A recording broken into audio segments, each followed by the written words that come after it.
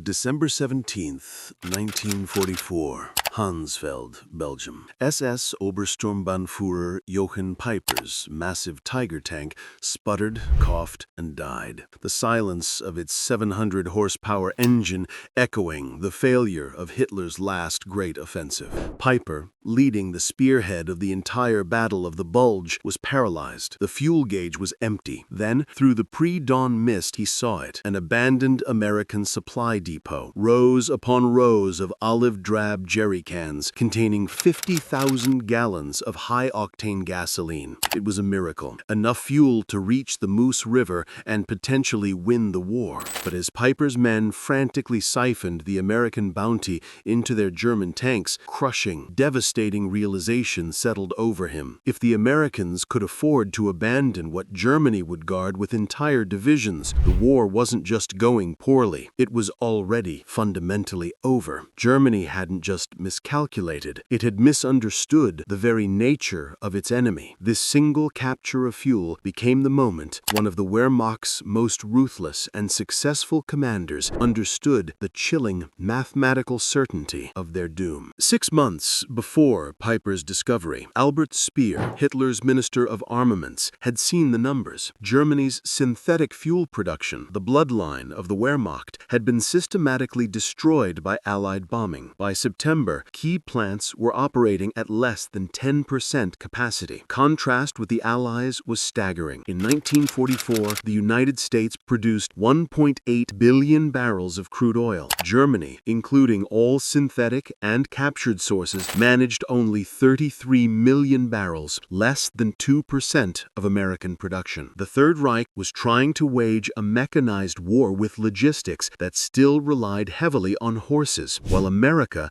was drowning its armies in petroleum. Major Friedrich Sielmann of the Wehrmacht's Logistics Command calculated the Ardennes offensive would need 4.5 million gallons of fuel to reach Antwerp. Hitler allocated 5 million gallons, but less than half was actually delivered due to transport failures. The entire offensive was a desperate gamble on capturing enemy supplies, a strategy that exposed terminal weakness. The Americans, meanwhile, were supplied by the vast Red Ball Express truck convoy system and Operation Pluto, the petroleum pipeline system across the English Channel and France. By December 1944, U.S. forces in Europe were consuming 1.2 million gallons of fuel per day and receiving 1.4 million gallons, allowing them to accumulate reserves while fighting. Peiper was only 29, a decorated veteran who knew that in modern warfare, fuel was more precious than ammunition. His Kampfgruppe was the Schwerpunkt, the decisive point of the entire offensive. At the final briefing, General Sepp Dietrich was blunt. "You will have enough fuel to reach the Moose if you capture American supplies." Peiper's allocation, 31,000 gallons, was only enough for 50 miles of combat, 15 miles short of the target. Failure was engineered into the plan. As his column advanced on December 16th, Peiper issued strict orders: conserve fuel by operating in single file,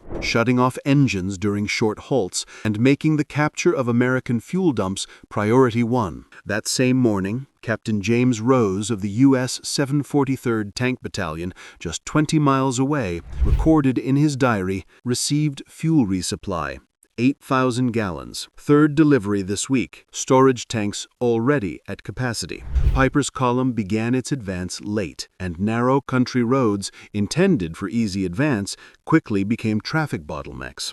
Unexpected resistance by a small intelligence platoon at Lanzerhof held them up for 10 hours, during which Peiper's vehicles sat idling, burning precious fuel. By the time they reached Hansfeld, his column had covered only 20 miles and consumed 40% of its initial fuel load. The American depot at Hansfeld was merely a Class 3B forward supply point for the U.S. 99th Infantry Division. Yet what Peiper found, the 50,000 gallons, exceeded the monthly allocation for an entire German Panzer division. The Americans hadn't even attempted to destroy the stacks of jerry cans, which were 3 meters high and extended for 200 meters. Sergeant Wilhelm Hoffmann found shipping manifests in the depot office detailing a 6,000-mile journey for the fuel.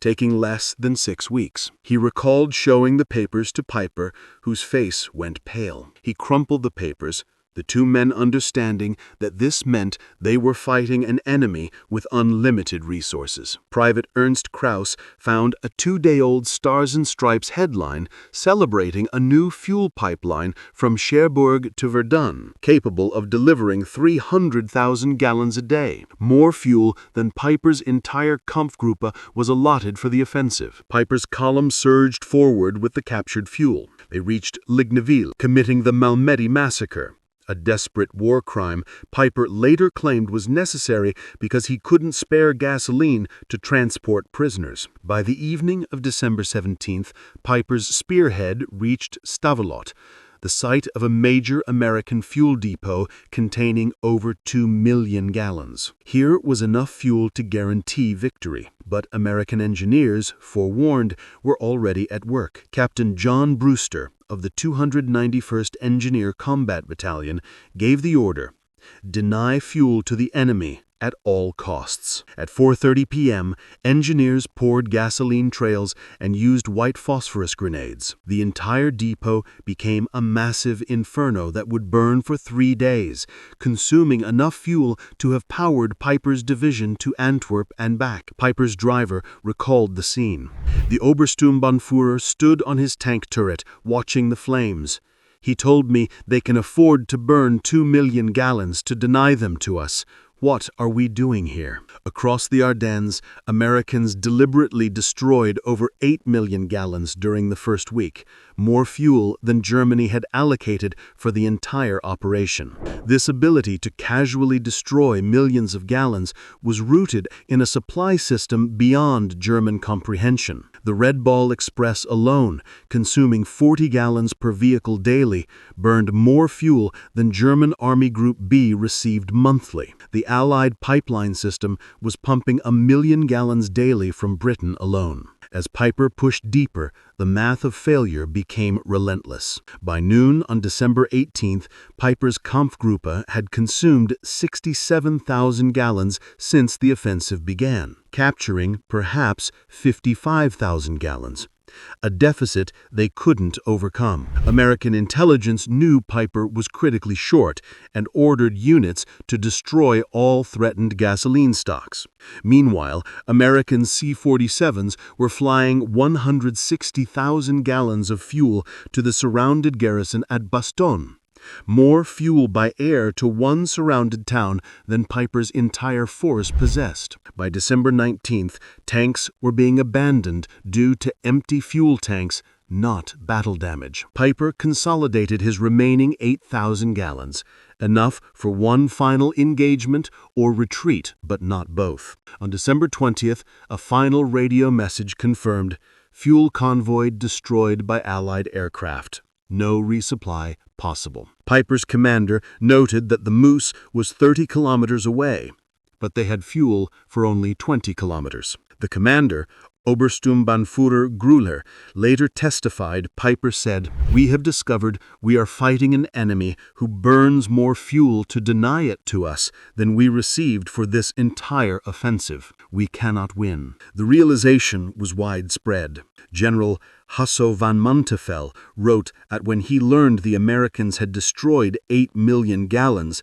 "I knew the offensive had failed before it began." By December 21st, Piper was surrounded at La Gleize.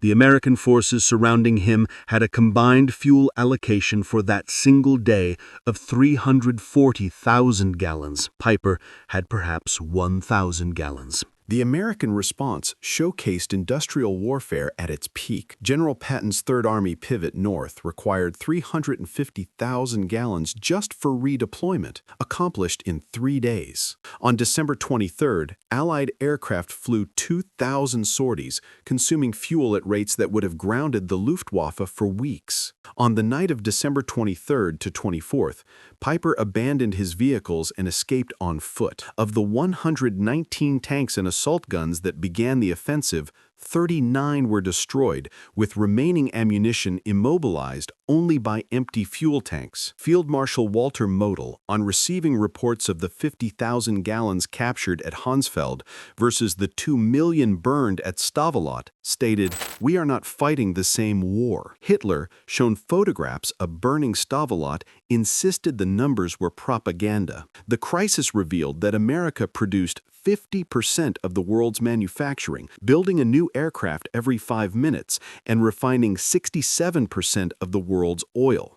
American superiority was encoded in every aspect, from the higher octane fuel that gave P-47s an advantage over German synthetic fuel, to the standardized vehicles that consumed less fuel and used interchangeable parts.